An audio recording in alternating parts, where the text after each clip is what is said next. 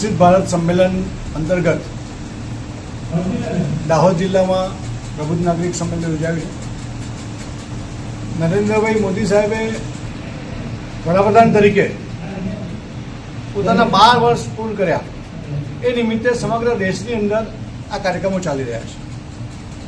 આ 12 વર્ષ એ જનકલ્યાણના 12 વર્ષ છે, આ 12 વર્ષ એ વિકાસના 12 વર્ષ છે અને આ 12 વર્ષ એ વિશ્વાસના 12 વર્ષ છે।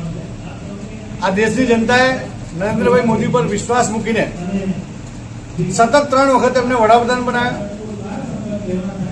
અને આમ જોવા જઈએ તો ઓક્ટોબર 2026માં નરેન્દ્રભાઈના મુખ્યમંત્રી અને વડાપ્રધાન તરીકેના કાર્યકાળને સળંગ ગણીએ તો 25 વર્ષ એમના પૂરા થશે।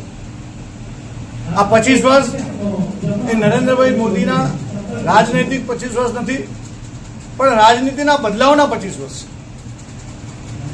નરેન્દ્રભાઈ મુખ્યમંત્રી થયા પછી પહેલી વખત આ દેશની તમામ રાજકીય પાર્ટીઓએ વિકાસને મુદ્દો ગણવાની ફરજ પડી।